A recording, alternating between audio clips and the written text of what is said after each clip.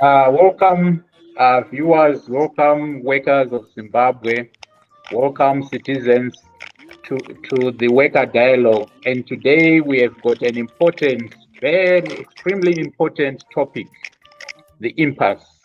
There's been reported impasse between the authorities, the government and teachers in terms of various issues related to salaries, related to COVID, health and safety issues.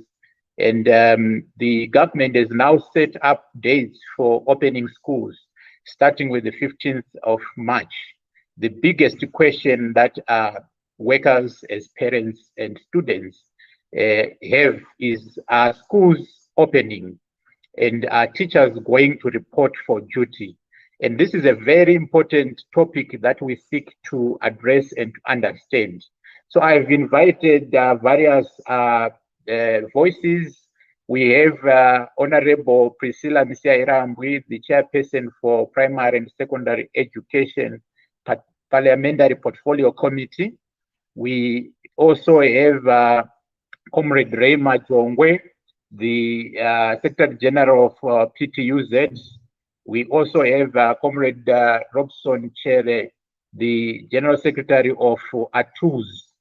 We invited the Minister of Primary and Secondary Education, and the Permanent Secretary desired to come, but she has another engagement. But nonetheless, she sent a very senior person, the Communication and Advocacy Director in the Ministry of Primary and Secondary Education, Mr. Taunga Nandoro. We were also expecting the Minister of Public Service, Labor and Social Welfare to confirm who was coming between the PS or the someone senior from Public Service Commission. They haven't come, they haven't joined, but we have, in our view, capable voices to deal with these issues. So comrades and friends, welcome to the Worker Dialogue, to all of you, our panelists. I will give you a chance to introduce yourselves as we deal with the topic. So I want to start with Mr. Ndoro. Mr. Ndoro, are schools opening this Monday and the 22nd of March?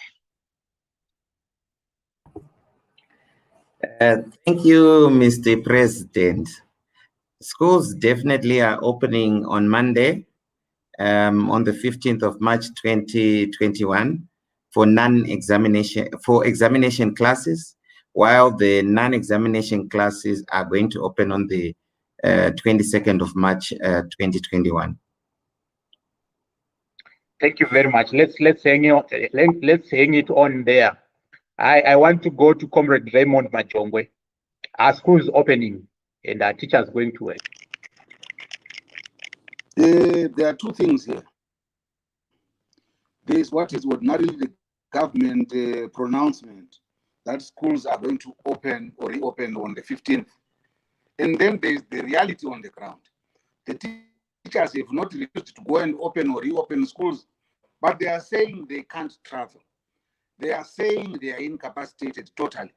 They are saying they don't have the funds to transport them from point A to point B and report duty.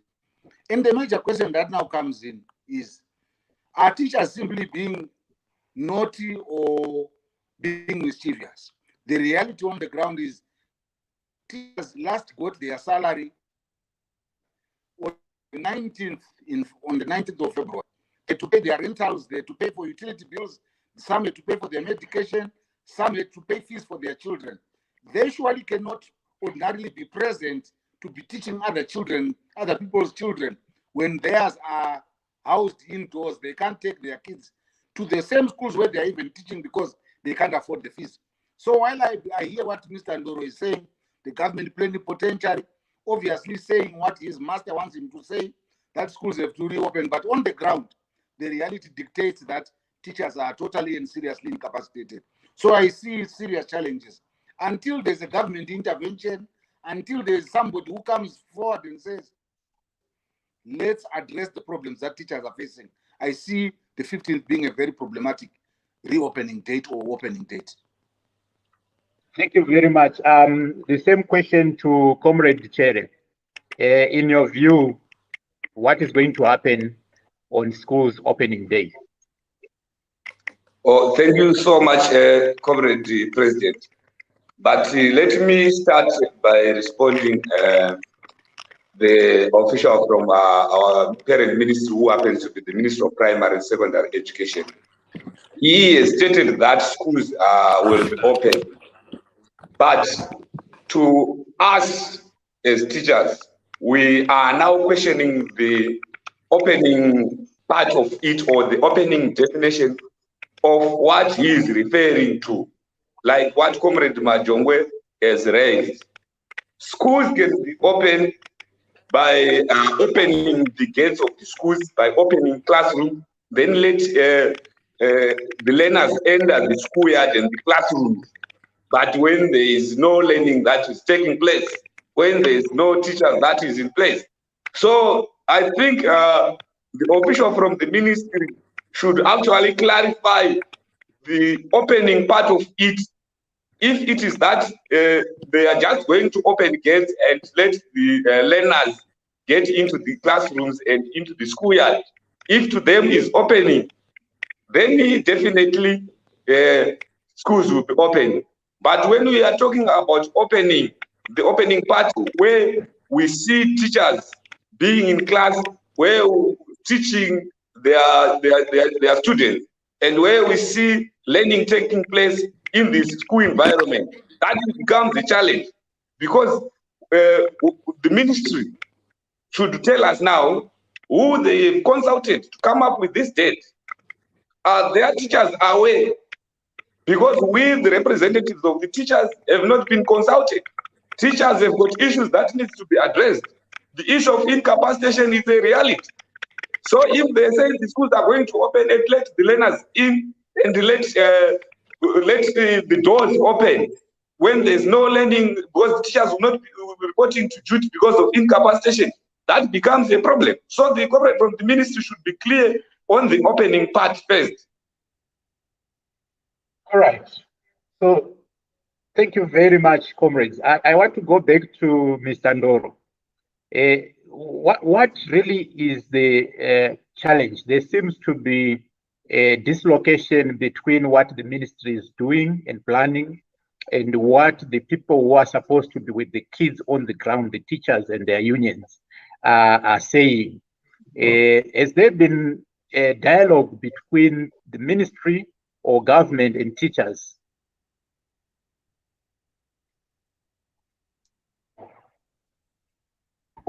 Oh, thank you very much, Mr. President. The Ministry of Primary and Secondary Education is solely responsible for ensuring that it provides and remains committed to the provision of equitable, quality, inclusive, relevant, and competence-driven primary, secondary, and non-formal education at all times.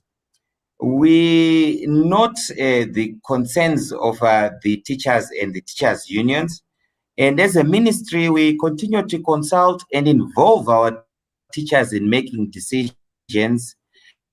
And our minister, Ambassador Kane Matema, continues to lobby for an improvement of the conditions of service for teachers.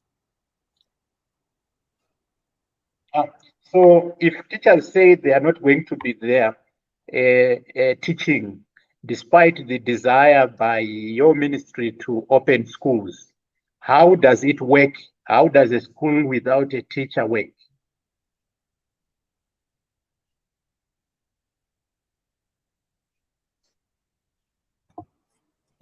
We are very confident that the teachers will turn up in their numbers when schools open on the 15th. Those for examination classes will be there, and the rest of the teachers will turn up on the 22nd of March 2021 when the rest of the schools have opened. Let me give you some background. We had these issues even last year when we had the first calendar. But you will notice when we had the phase 3 opening of the calendar, we had about 94-95% attendance of teachers at our schools.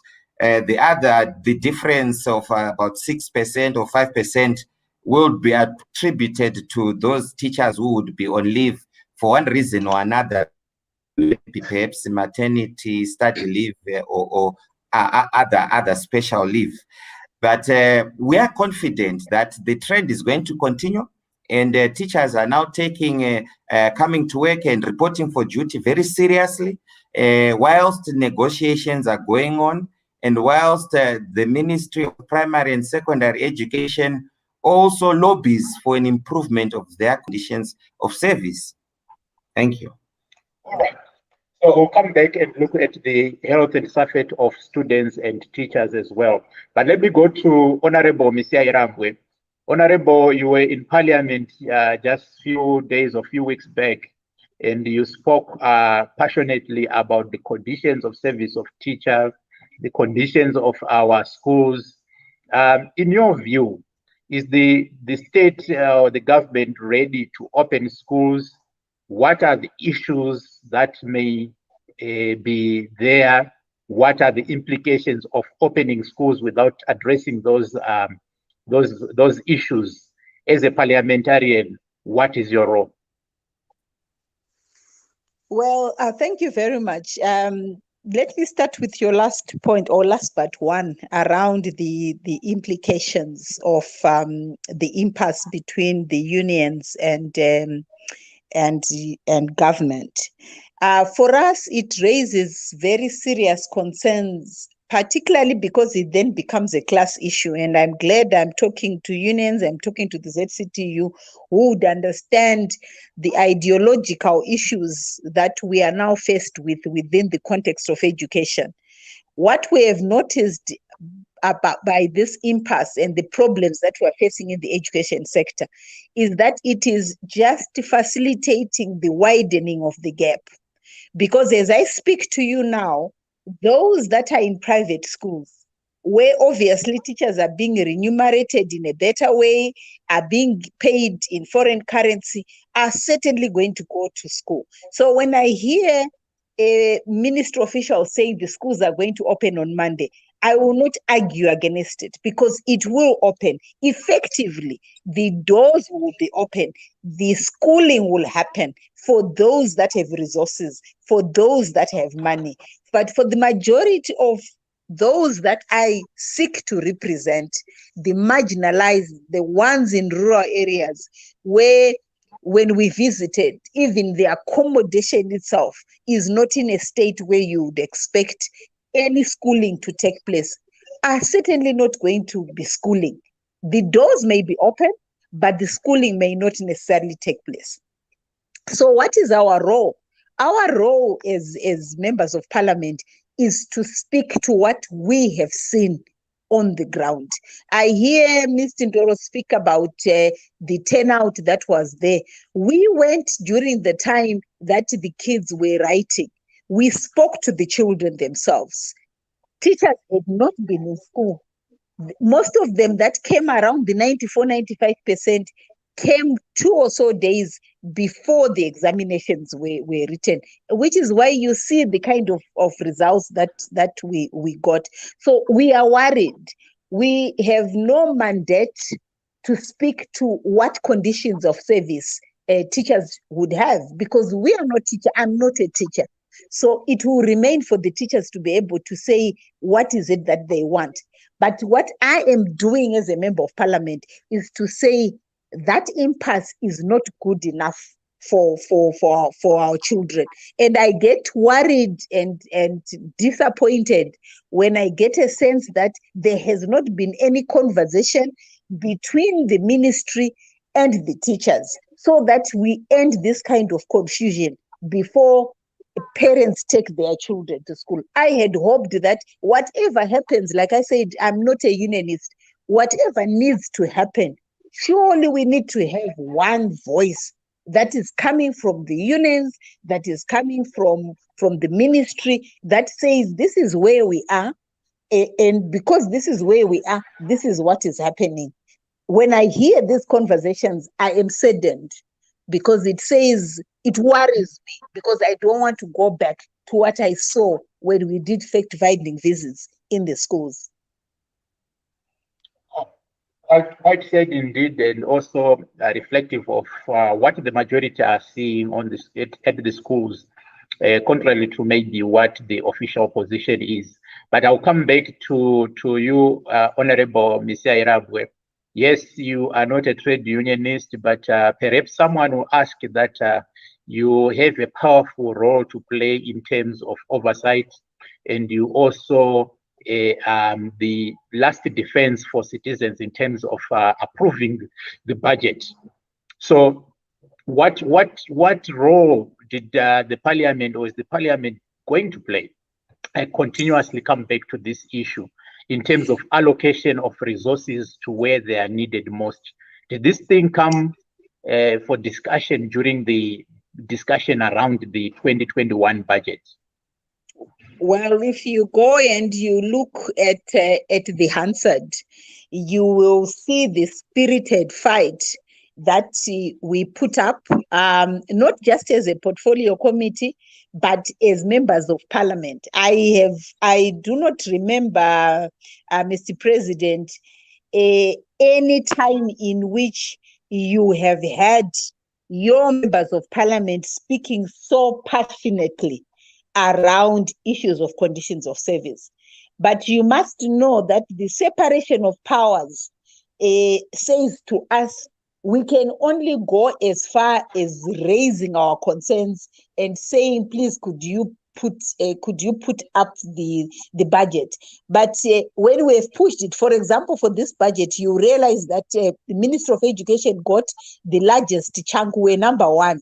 But when you then go back to where it went to, for example, for this year, I think I must have been at about 75, 76% that went to payment of salaries, and very little that went to per capita grant for the children. So when I'm standing there and I'm saying, please, can you make sure that my teachers are capacitated enough?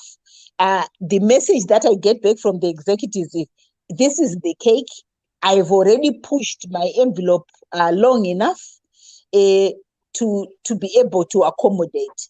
But we continue to fight. We continue to ask. One of the debates that we're having this time was to say, okay, fine, if you don't have the money for salaries, what are the non-monetary incentives that you can put on the table? But like I said, Mr. President, that's as much as we can. we raise our voices, we argue, we push. Some of us went on our knees, we knelt.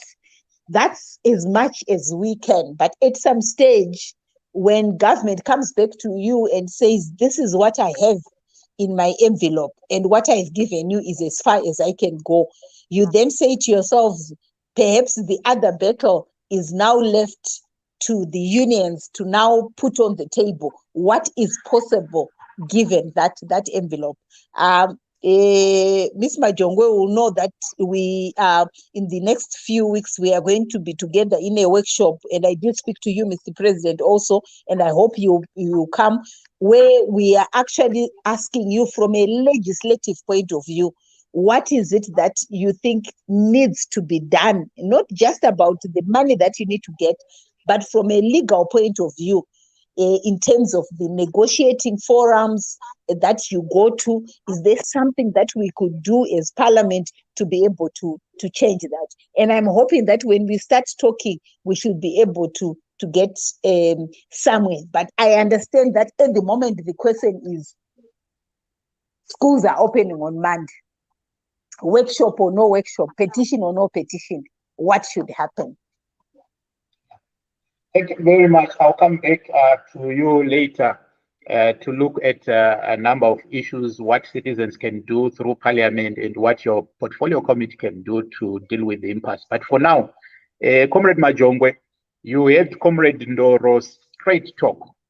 The ministry is very confident that teachers are going to be at work. They are also confident that in the past, despite the impasse, teachers were at work. What is your response, Comrade Majongwe?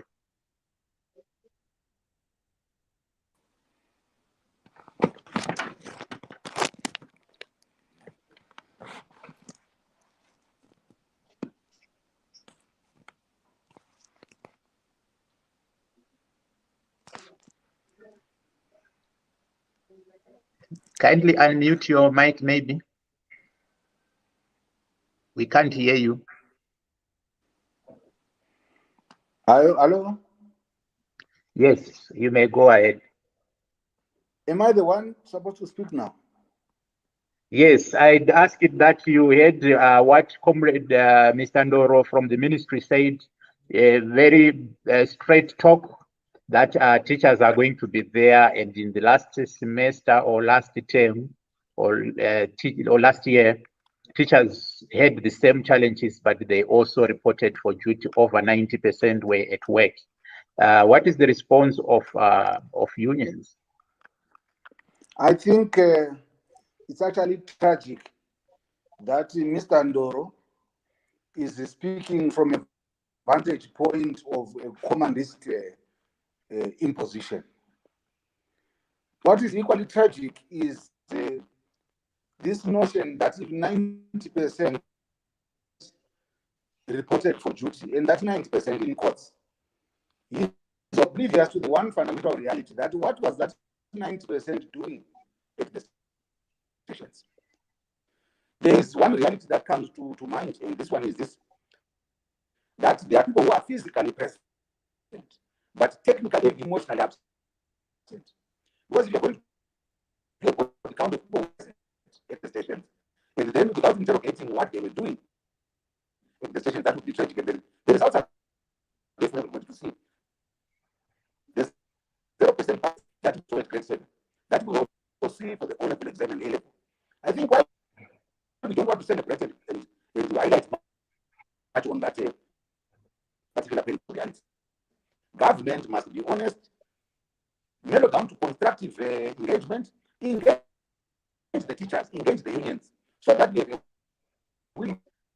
The same of said reality that government or its plenipotentiary comes to this function and says, work will be done because we have said so. Because we are the enforcer. Will not work. Let's make sure that the children of the poor, the children of the disadvantaged, the children of the disarticulated become part and parcel of the building process. As we speak, I'm going to ask a very honest question. When when was the last time Mr. Doro engaged?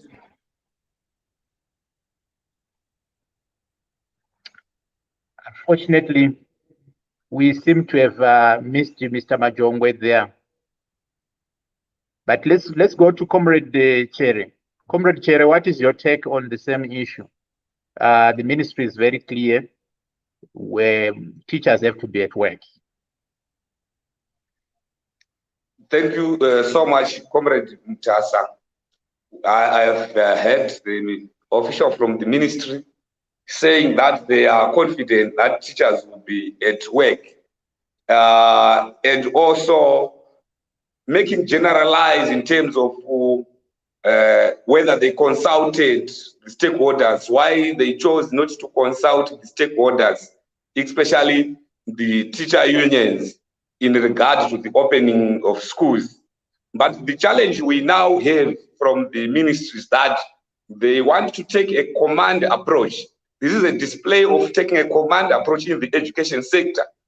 Because when they say that schools are going to open, because last year they opened when there was incapacitation, yet we all knew the effects of what happened last year, that the government chose to declare schools open and teachers were incapacitated, and we told them that the teachers are incapacitated, and there was no teachers who turned up. He was lying that there were teachers who turned up. There were just a few percentage of teachers who turned up, but the majority of teachers did not turn up. And now they are taking the same very ignorant approach as well, by dicing, trying by all means to make probables in terms of whether teachers are going to come or not. But the issue is that when you are coming to education, we should take a holistic approach. All stakeholders should be included. If Mr. Ndoro can answer me a very few questions, I'll be very much, if the official from the ministry will answer me a very few questions, I'll be very much helped, Comrade Peter Mtasa. The ministry official should tell us, when did they consult? Who did they consult? And how did they consult in terms of coming up with the opening dates? And also, what measures are there in place that has been done? Because even talk about teacher incapacitation, but we are talking that we are living also in an era of COVID-19. What measures have been done to decongest our schools in terms of infrastructure and in regard also to social distancing?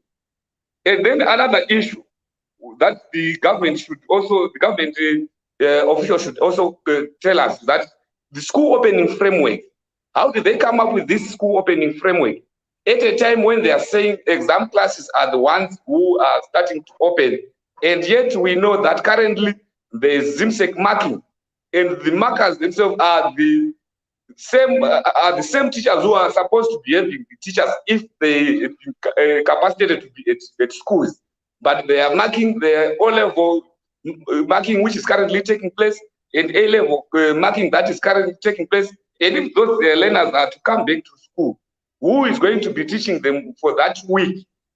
And then another issue, what about the priority or the recommendation from the UNESCO of vaccinating teachers since they are frontline workers?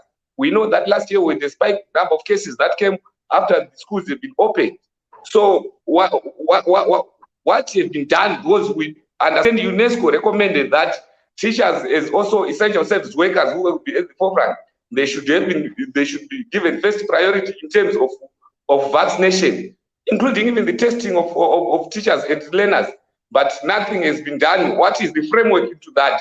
So the education system that they want to take now, or the ministry is now taking, is like I refer to what the honorable member has raised, the issue to do with the class struggle. Right now they are saying it's a class struggle. Right now they are saying the examinations for this year will go on. There's a phase that there's actually a first phase that will be there to cover up for the time.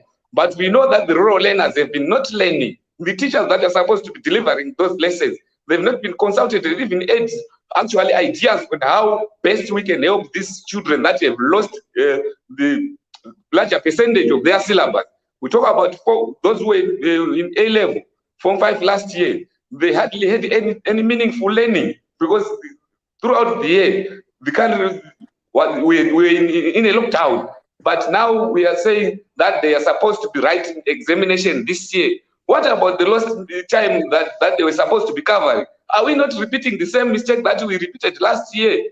And it was actually the public domain when the grade 7 results came, that there was dismal performance, especially from the schools that were disadvantaged. So the right of access to learning to those children who are in the disadvantaged and marginalized communities, especially the rural area, is not being protected. And I also want to urge the honorable minister who is doing great work, especially in the parliament when it comes to education, to come up with policies that will recommend, that will actually see the protection of the right to education and access to education, quality education actually in place.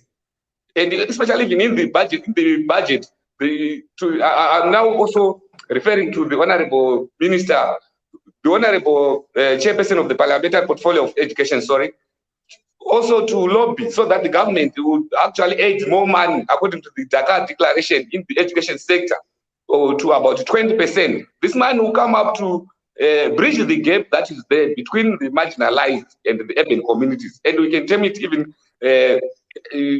Education Equalization Fund in particular.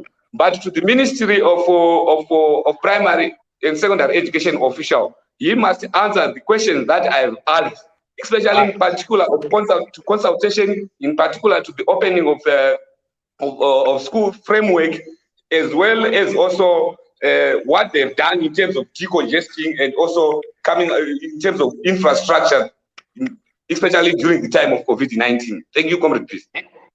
Thank you very much. And this is the reason why we try to have all of you on one platform.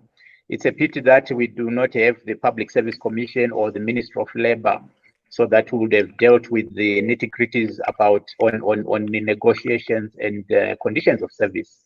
But back to you, Mr. Ndoro. Critical questions that have been raised there. When did you consult? Whom did you consult? What did you consult on?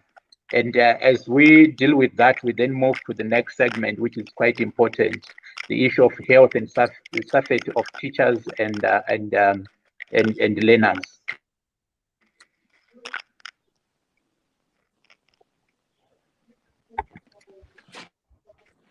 Thank you very much, Mr. President.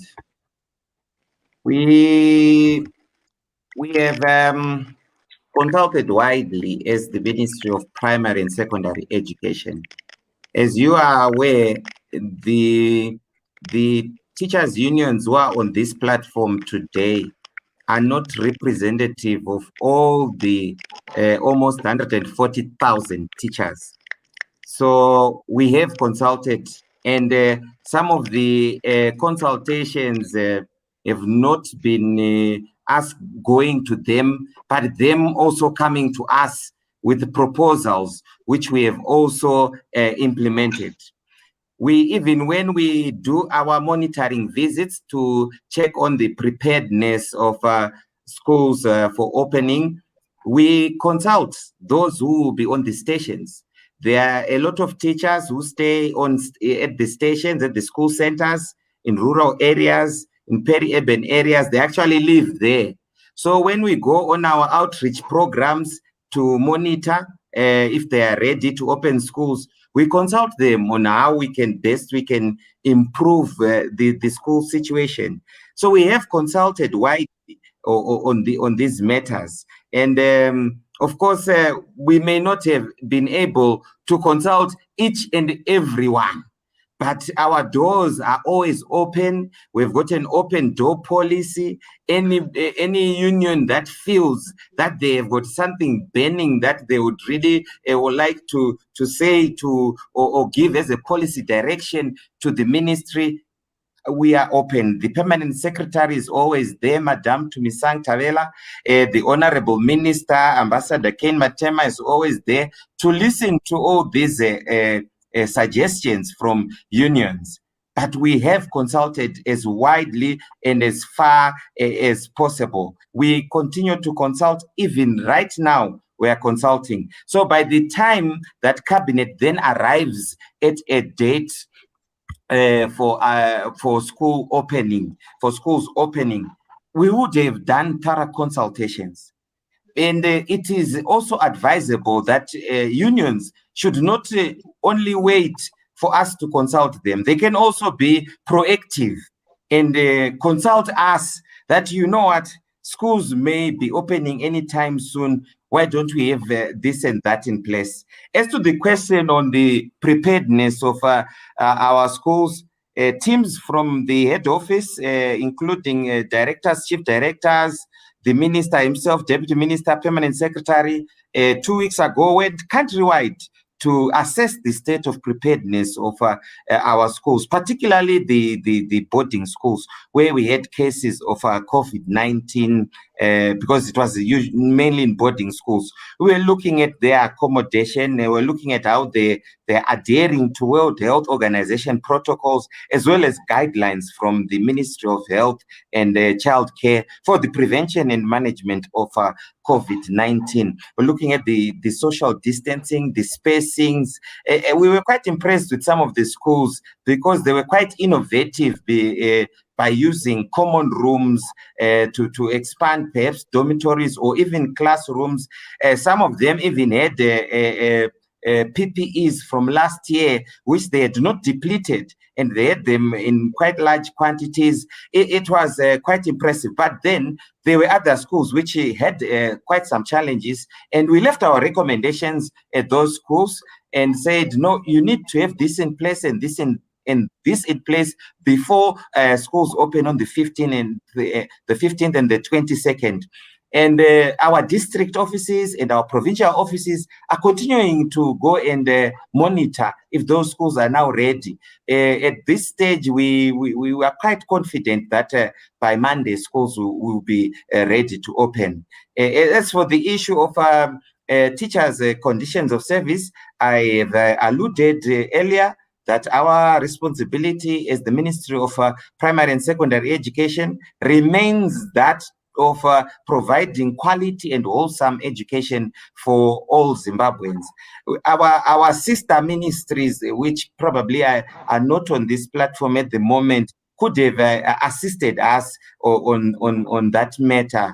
But we continue to lobby for the improvement of the conditions of service of teachers. We are aware of the teachers' plight. As we go around, we see exactly what is going on. And this is why when we come back, we then advise the responsible ministry that please can you assist us in this regard, because some of the situations are not that good. But still, you still find the teachers are still dedicated to work. They're dedicated to duty. They are innovative.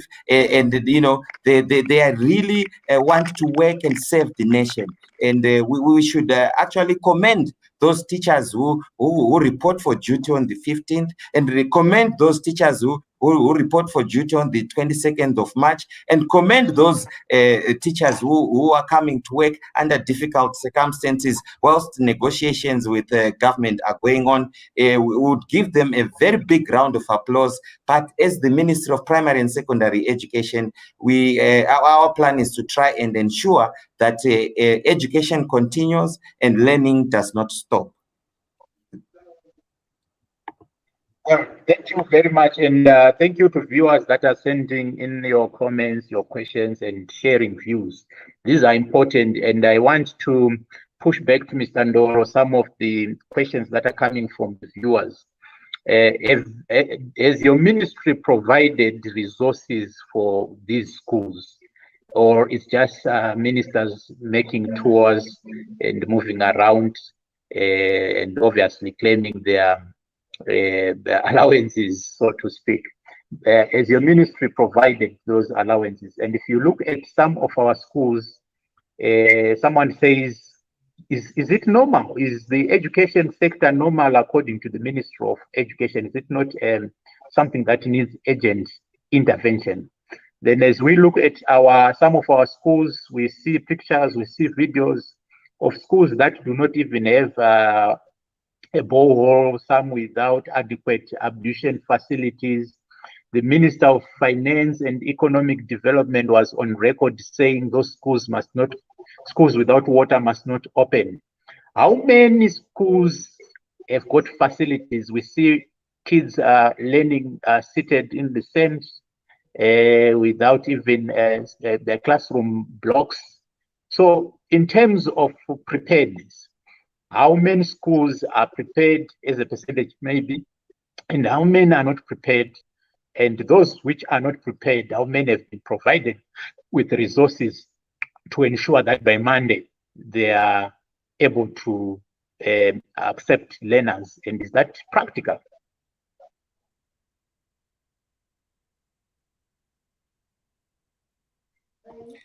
Thanks, Mr. President. The issue of resources, I'm not very clear on which resources you are referring to, because as I have tried to allude, you seem to be referring to you are vacillating between resources of salaries and conditions of service, which I have alluded I mean to the our physical ministry. resources. Sorry, I mean the physical resources: water, ablution facility, protective equipment, sanitizers. Mr. Chere raised the issue of vaccination. Are we, if the whole nation says gatherings must not be more than 50, and we are allowing 2,000 people to be at one place, are we not throwing the learners and teachers into harm? So those practical resources, physical resources. Yeah, I hear you. The issue of resources, the government availed funds for the procurement of PPEs, personal protective equipment for local government, council schools, not-for-profit mission schools, and these were dispersed throughout the country. We have gone around the country. We have seen that even some of the most remote schools, you will find that there's a thermometer by the gate. There's a hand sanitizer. There's a chigubu gear at these schools. So the schools are well equipped. The resources government has tried to assist as much as it can those schools that are less privileged than others. And most of our schools are adhering to World Health Organization protocols, as well as guidelines from the Ministry of Health and Childcare. As for the issue of vaccination, perhaps our minister has been saying we applaud the issue of vaccination, but it's not our prerogative as the Ministry of Primary and Secondary Education to actually vaccinate the teachers. We have a sister ministry, the Ministry of Health and Childcare. They have put teachers as frontline workers, and they are set to receive vaccinations. And we applaud that sisterhood between our ministries, where they have considered that no, teachers are also at risk and therefore need to be vaccinated, and nobody's going to be forced to be taking those jabs, but it would be better. These jabs have been tried and tested, as they have said, from the Ministry of Health. So we do applaud our sister ministries for putting teachers as frontline workers and in line to receive the next jabs. We applaud that. But as Minister of Primary and Secondary Education, we are going ahead with trying to provide quality, equitable, inclusive, and wholesome competence-driven primary, secondary, and non-formal education for all Zimbabweans. Thank you. Thank you very much. There, I think, Mr. Comrade Majongwe, what are your issues in terms of health and SAFET? You have people on the ground. The ministry says it has distributed everything that is required. What is your view? To be very honest and to be very polite with words, I would ask you, Andoro, can you go to Alan Wilson now? Can you go to Mavuku? I don't even want to go 50 kilometers outside Aran. Can you drive from Mavuku? Can you drive to Skolo Kutafara? Mono from Matepa, Aripo Mondu, as you live, I will actually challenge him now within 5 minutes. Can he come from the 18th floor at Ambassador House via the Pala Wilson up 100 in Friday? Because we are talking about making sure the situation on the ground protects everybody. There's no water in these schools. There are no ablution facilities. And as far as we are concerned, we are just basically regurgitating what who and what everybody else has said. But practically, there's nothing on the ground. We talk of class size of 1 to 35. Where is the other floor going to be going? Are these kids going to be learning under the classrooms? Are they going to be going on top of the roofs? Where are they going to be learning?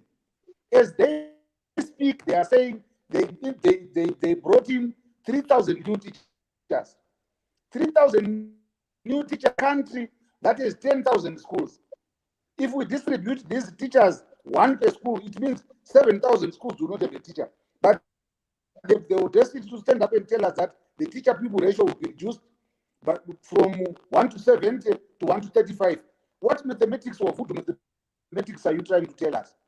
Without being abusive and without being aggressive against Vandoro, who is a plenipotentiary undertaking his mission and task, it would be very unfair to mislead the nation. We know for a fact that there are no sanitizers in schools. Some of the sanitizers that were put in these schools don't meet the necessary efficacies to protect anybody. There's no water, ablution facilities are not there. The PPEs and the things that we're asking for are not there. Even the talking about vaccines, they are talking of rolling out my vaccines. We got 200,000. And I think so far, they were all distributed with 140,000 teachers. When are they going to be vaccinated? And the bottom line is, in as an individual, as a trade unionist, I will not decide who gets vaccinated and who doesn't. But those that are saying we want to be vaccinated, what is the plan? When are they going to be vaccinated? On the basis of what they've said, look at it. We are saying for funerals, 30, for weddings, 50, for churches, 50, and then for schools, 2,000. Who is going to protect the same teachers? I'll tell you, on head count, I lost my members, quite a few that we have been counting, and we don't want to lose any more. So as far as we are concerned, let us not just go through political understanding. We are ready, the PPs are there, and all we are doing is we are basically regurgitating what government wants to hear. The most important point is, with all due respect, like I asked it, we have not met formally to discuss about the future challenges that we are facing. And I think honesty and decency are two things that we must find in administration. Let us engage as peers, put down the facts, such as really.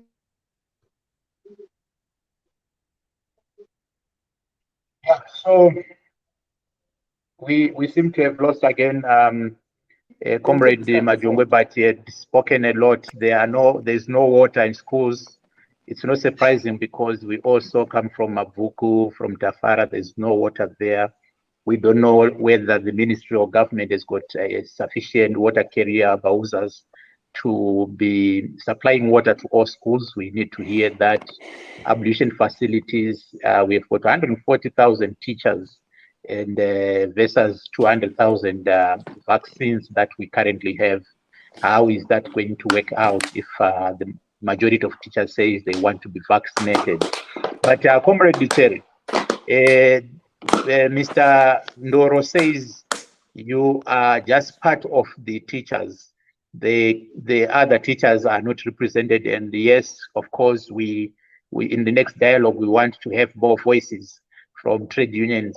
But in terms of your representativeness, is this position shared by teachers? Are there other teachers' unions that also support the government's position that everything's well, we are ready to go to school, and everything is in place?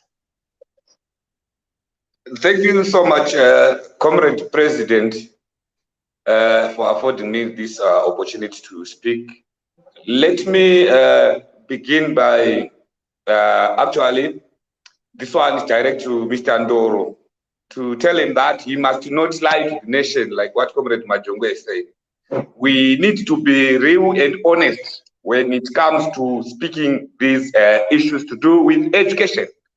And the ministry should be able to recognize the teachers' unions. If he's saying that the director will go to Plumtree and around the director and Pensec, like he has said that they went to inspect schools. Yet we know in fact that they were supposed to have been also engaging with the teachers' unions. This is according to our labor laws, because we exist in lawfully. So all the unions have not been consulted. This is the position. Comrade Majongo will agree with me. If there are other unions that have been consulted, then we didn't know where that happens, because we took the same position, one position as unions. And we issued out a joint statement stating these things and actually demanding the government to be engaging. And right now he's lying that everything is okay in schools. When we know that there is no water in schools, there are schools that have put no water. What is going to happen to those schools? And those schools are the schools where the majority of our learners go, and it is in the marginalized community. We know that most ministerial officials send their kids to schools which have got better facilities. Those schools where online learning has been taking place. So this is a class struggle that is in place, and they want to sanitize the situation on the ground, which is not the situation on the ground. We know that if those directors, if they go throughout the country, or like what they are purporting to be saying that they're going to inspect, they will be getting hefty allowances as bush allowance. A day may be not even equivalent, which is more than even a monthly salary of a teacher, which is a mocker. So he must take an approach, an honest approach, not to come and sanitize things which are not on the ground. Teachers' unions are equally important. So why not consulting the teachers' unions when you want to take unilateral decision in terms of dealing with education? Education is a very important sector in our country, and we must collectively engage. This is the position that is there throughout the teachers' union, that teachers are incapacitated, and for sure teachers are incapacitated to go back to work. Teachers are incapacitated to an extent that they cannot even afford to send their children to the schools that they are teaching. Mr. Ndoro should engage honestly. We don't want someone to be lying in front of the nation when in fact he knows the truth which is on the ground. Well, thank you very much. And the Worker Dialogue is a robust dialogue platform where we want to state facts as they are, of course, in a comradely manner, as we are attuned and trained as trade unionists. We are very frank, robust, but also comradely. So we continue to have the dialogue. I wanted to ask Comrade Chair whether you mentioned about a statement, but we saw that there were some teachers' unions, maybe ZIMTA was not there. Have you had consultations with them, and are they sharing the same view, or have they not been consulted? Oh, well, all federations are under the what you call for ZEL. This is the Federation of the Education Sector, which is the Teachers Union. ZIMTA being an association, sometimes there's a difference between an association and a union.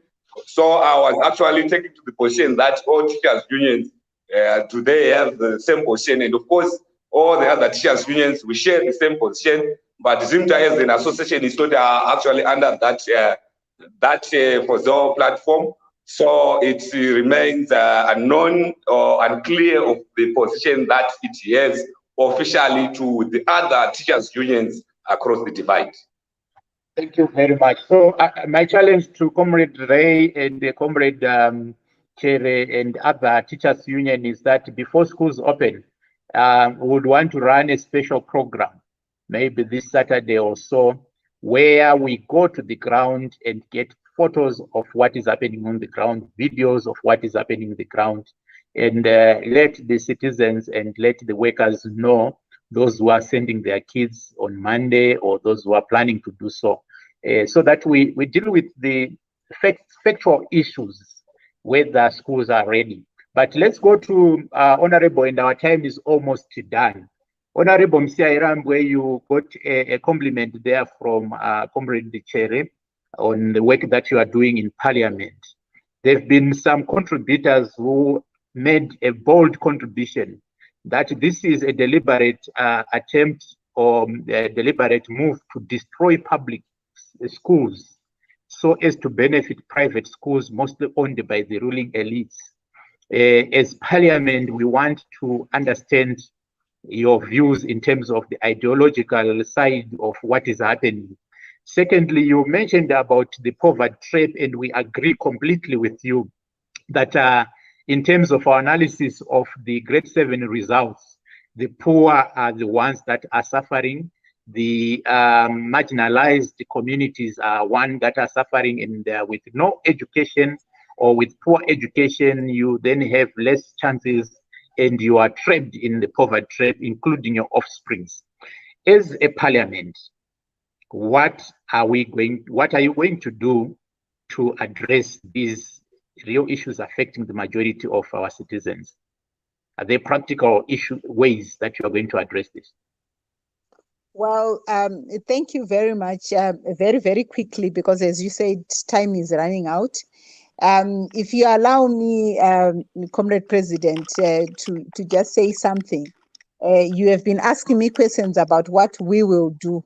Am I allowed to make a proposal on what I think unions should be able to do? Thank you. Thank you. Yourselves in particular. Yes. Yes, I think that the issue that you raised for us, and I've raised it with people like Comrade Majongwe when we've had our dialogues and they've come to Parliament, we have said the issues around facts are sacrosanct. When we get different facts coming from government and coming from unions, even as we begin to make representations, we are then queried on how good our facts are. I hear what you are saying, Comrade President, that you would want to move around the places. I would actually say, if it was possible, and we've been raising these things both with civic society and with the unions, that this is the stage in which we need a toll-free. Remember, in health, we had the toll-free, the 2019, where people were calling if somebody is sick around issues of COVID-19. I think we need a toll-free so that as schools begin to open, people are able to call and say, I am in Cholocho, I am in Binga, I am in Chendambuya. As I sit right now, there are so many teachers. As I sit right now, there is no water, there is no sanitation. That information for us is crucial and critical for purposes of our lobbying and for purposes of our advocacy, because we are able to sit in there with the facts and figures. So I request that if this is something that you as ZCT you would be able to do as quickly as possible, instead of going and visiting 1-2 schools, because we tried to do it, it doesn't give us a coverage that is good enough to be able to meet up in Avantoro and say, even as you say this is the information that I'm getting. It may look like it's a waste of time, but I think it's critical. Then you remember when I started, I said, in my opinion, my personal opinion, what we are finding in the education sector is rooted in an ideological problem. I may not want to say that the owners of the private schools are the ruling elite. I don't have the facts and figures, and I don't want to say things that I don't have facts and figures of.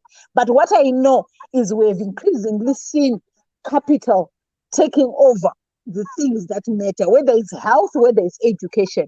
And I think the more we begin to have this conversation as Zimbabweans on the issues around ideology and on the issues around what it is that we should be speaking about and raising around where we are taking our country. It's not about the partisan nature of where I'm coming from, in my opinion. It's about the ideological discussion. Where are our resources going to? And that's what we seek to do. We seek to speak to these issues, and increasingly we are having more and more voices. And I want to celebrate my colleagues in Parliament right now, because like I said, I've been in Parliament for many years. I'm going to go out. And I've not seen a more committed across partisan lines discussion on the issues around the education sector. So I'm very clear that the hearts of the majority of members of Parliament, at least for this particular Parliament, are on the right side. But we will continue to push as much as we can, but also assist us on your part to make sure that we are equipped to be able to raise issues in the manner that we should raise them. I thank you. Thank you very much, Mr. Ndoro. Your parting shot, 1 minute, 1 minute each, comrades.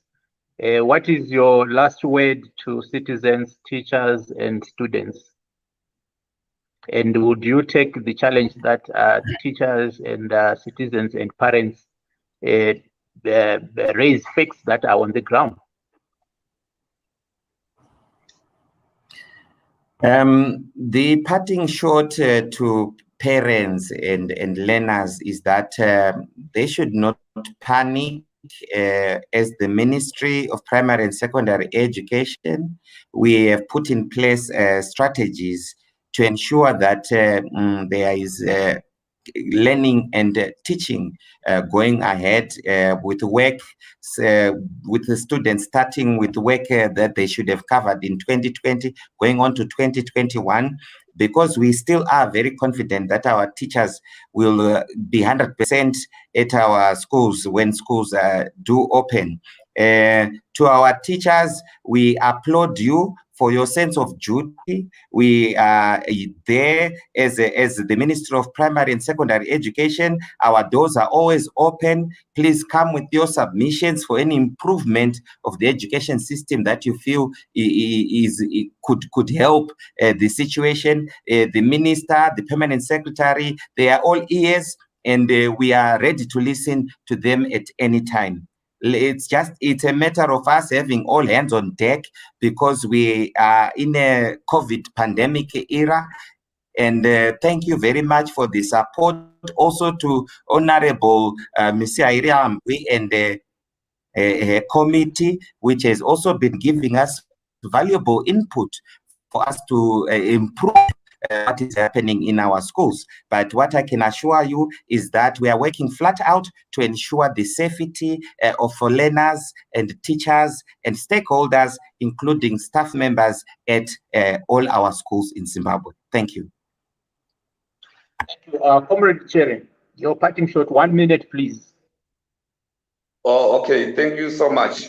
My parting shot is directed also towards the government, that it should take the education as a serious priority as well, especially considering the fact that it was one of the sectors that was hard hit during the COVID-19, since learning has not been taking place.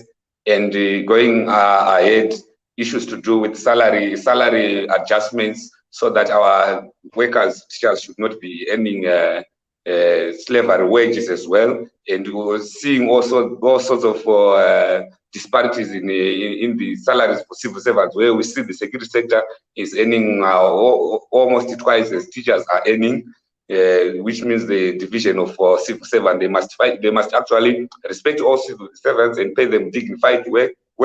And to our teachers, we are saying, let's continue with pushing for pushing for our government to save the education sector, which is actually in crisis at the moment. And let's continue doing this together, like what we've been doing through the Save Our Education campaign. And also to the Parliament portfolio, we urge them to also play a role in protecting the rights to education, as well as the access to education, especially to the marginalized communities in Zimbabwe. Thank you. Right, thank you. Comrade Majongwe, your parting shot to the teachers of Zimbabwe, parents and students.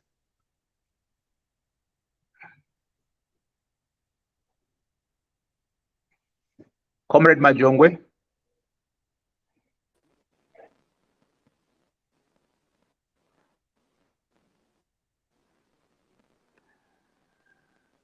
You are mute, Comrade Majongwe. We can't hear you. Your parting shot, please.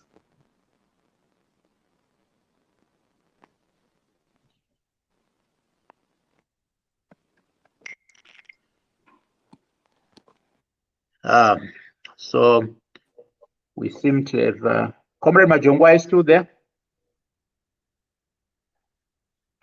Right, so that's it.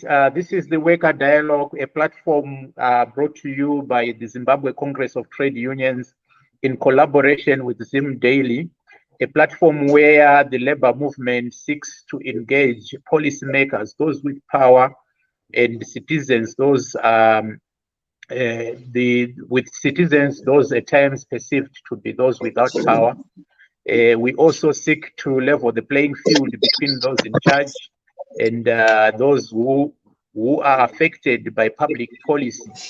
The platform is meant to inform the Zimbabwe Congress of Trade Unions leadership on policy matters in various sectors of the polity, and it also seeks to inform us so that we make informed decisions.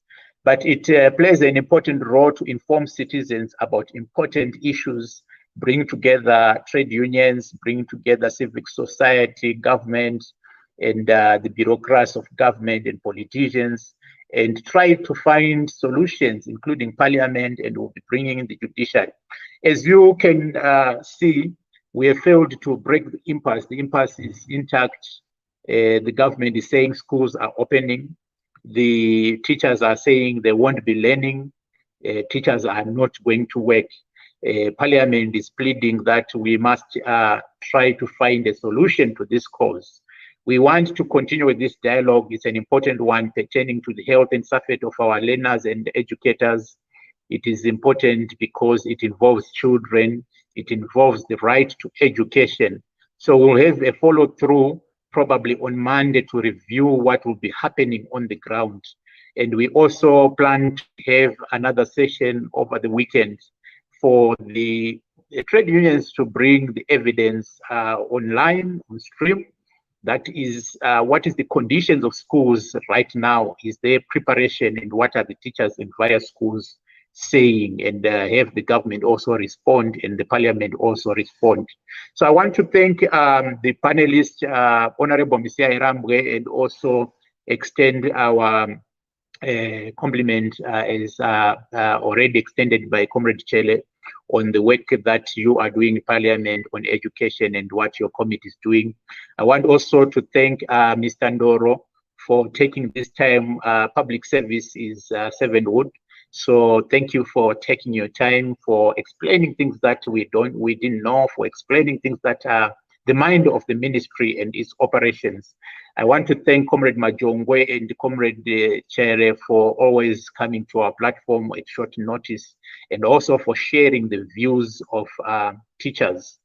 Parents, we need you to. We'll have parents associations to also discuss in the next segment. So thank you very much. We'll leave you listening to Comrade Ray Majongwe's song kana zvikanaka ngazvinakire tese kana zvikaipa ngazvipire tose. We are pushing for an egalitarian economic trajectory, kutsa ruzhinji for everyone. I want to end by thanking the technical team for the splendid job.